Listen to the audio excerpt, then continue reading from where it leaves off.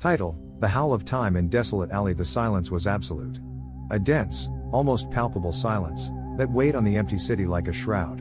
The streetlights, flickering and weak, barely managed to tear through the darkness that had taken over every corner. I, trapped in this urban wasteland, felt the cold seeping into my bones, a cold that didn't come from the environment, but from something much deeper and more sinister. I had arrived in this alley by mistake, following a path I didn't remember taking. A narrow alley, flanked by tall, gloomy buildings, whose shadows projected onto the pavement like dancing specters. And in the center, on a brick ledge covered in dust, there it was, the clock. It wasn't an ordinary clock.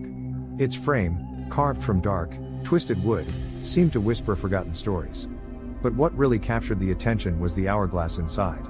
The sand, a blood-red color, fell slowly and inexorably through the narrow glass neck. Each grain was a heartbeat, a pulse that resonated within me with growing force. I took it in my hands. The cold, smooth glass contrasted with the rough, warm wood. Instantly, a strange sensation invaded me. A vertigo, a disorientation that made me stagger. The city seemed to blur, the shadows deepened, and the silence intensified into a deafening hum. It was then that I heard the voice. A deep, grave voice, that seemed to emerge from the depths of my own mind. Each grain of sand brings you closer to the end. I shuddered. The voice froze my blood. I looked at the hourglass. The red sand continued to fall, implacable. And, with each grain, I felt something vanish within me. Memories, emotions, even a part of my own identity. I tried to get rid of the clock, to throw it away from me. But my hands seemed glued to it. The wood had adhered to my skin like a second layer, preventing me from letting go. The voice echoed again, louder, more threatening. "You cannot escape." I panicked. I ran. I ran down the alley, stumbling over rubble and shards of glass. I looked back. The clock was still there, in my hands, the red sand flowing ceaselessly. And, even though I ran with all my might, I felt like I wasn't moving. The alley seemed to stretch infinitely, trapping me in a recurring nightmare. I reached the end of the alley. Or at least, I thought I did.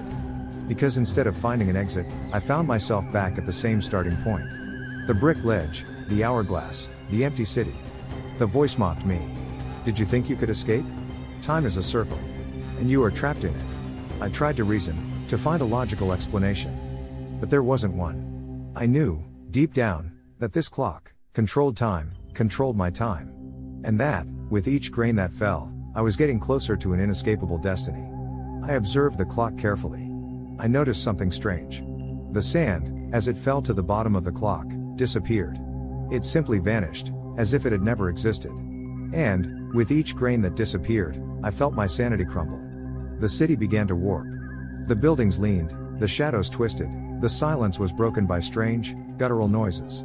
I saw figures moving in the periphery of my vision, grotesque and deformed beings that seemed to emerge from my worst nightmares.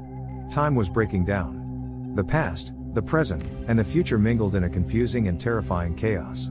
I remembered fragments of my life, but I couldn't tell if they were real or products of my imagination. I felt the weight of years I hadn't lived, the pain of experiences I hadn't suffered. The voice grew louder, closer. It was no longer a voice inside my head, but a palpable presence, a dark and threatening entity that surrounded me. "You are losing your mind. You are losing time. You are losing yourself." I looked at my hands. They were aging at a dizzying rate. The skin wrinkled, the bones became fragile, the nails fell off. I felt my body wither, my life extinguished.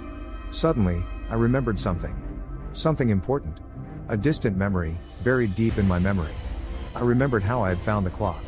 It hadn't been by mistake. It had been intentional. I had been looking for something that I had promised myself would change my life. The clock. The infinite hourglass.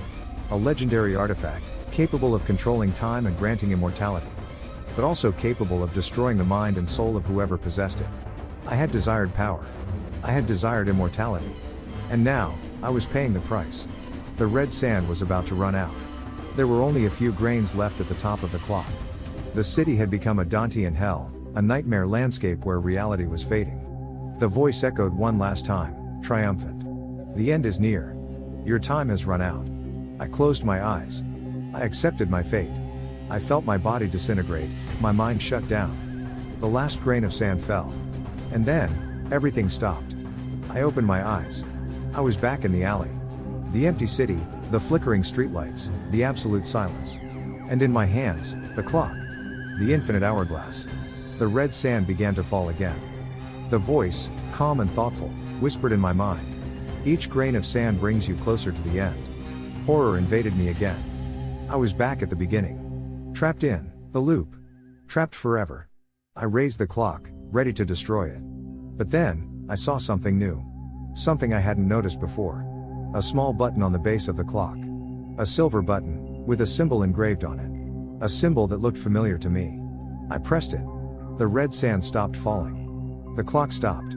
The city stopped warping. The voice fell silent. And, for the first time, I felt a sense of control. Of hope.